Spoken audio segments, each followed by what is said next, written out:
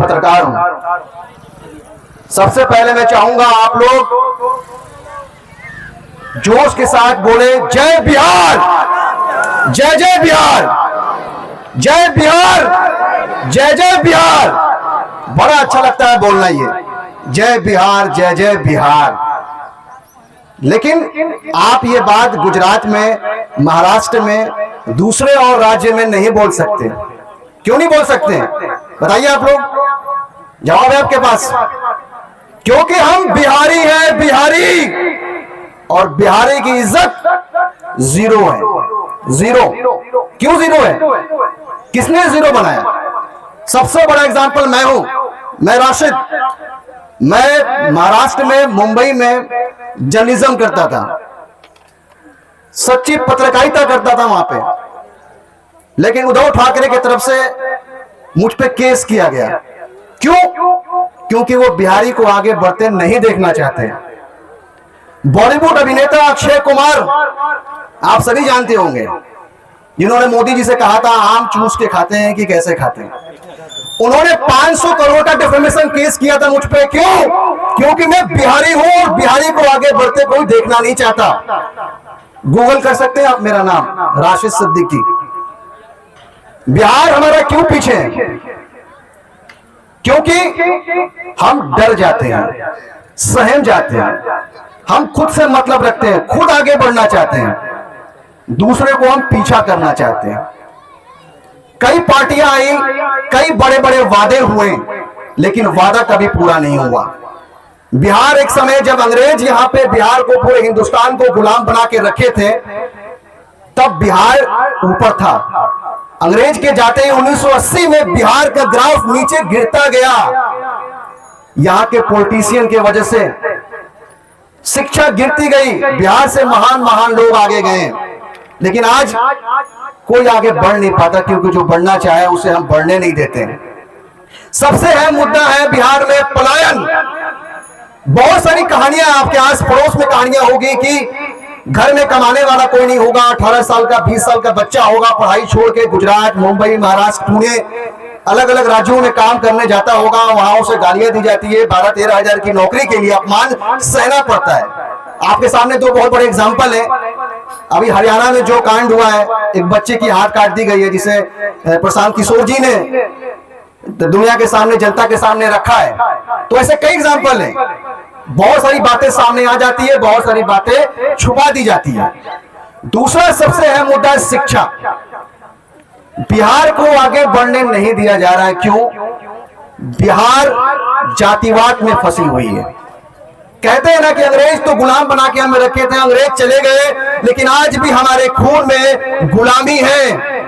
आज हम गुलाम हैं। मैं डंके के चोट पे कह रहा हूं, जातिवाद के गुलाम हैं।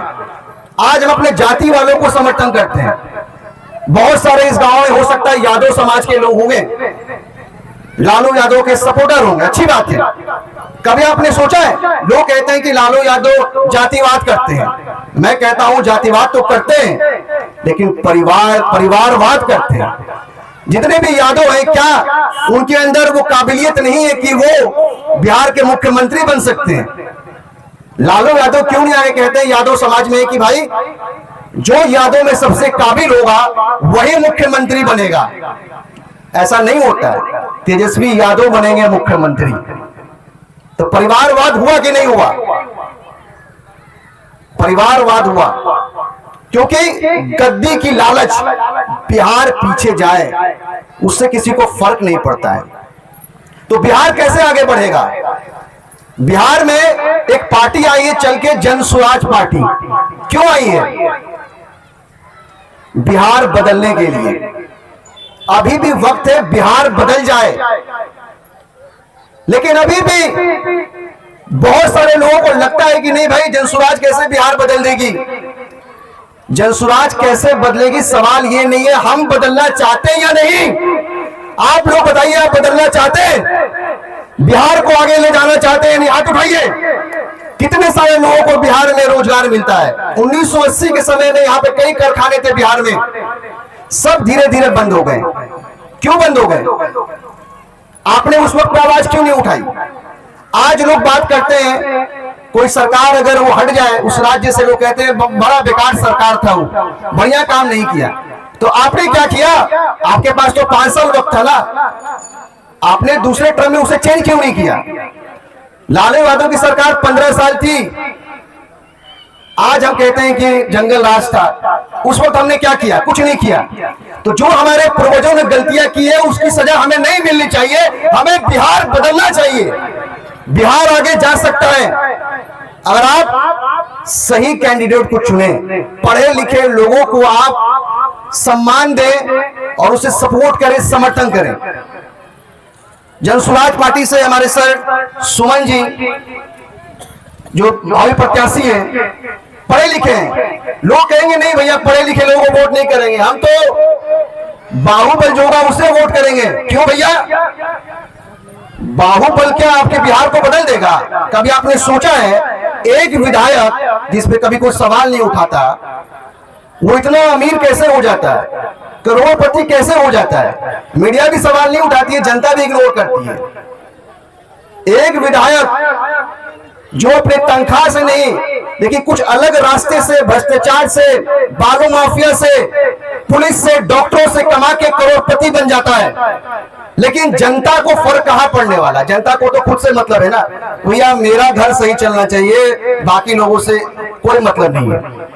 तो अभी भी वक्त है, आप सुधरो, बिहार बदल जाएगा। अगर आज नहीं जागे तो आने वाले 50 साल तक आप गुलाम रहोगे, गुलामी की जिंदगी जियोगे, बिहार कभी आगे नहीं बढ़ेगा। तो बिहार को आगे बढ़ाइए। जितने भी युवा हैं वो बिहार को आगे बढ़ा सकते हैं। जो उनके पूर्वजों ने गलतियां की है वो आज के युवा गलती नहीं करेंगे, पढ़े लिखे कैंडिडेट को जिताएंगे और बिहार को आगे ले जाएंगे। तो बोलिए जय, एक बार फिर से जय बिहार, जय बिहार। चलिए बहुत बहुत धन्यवाद।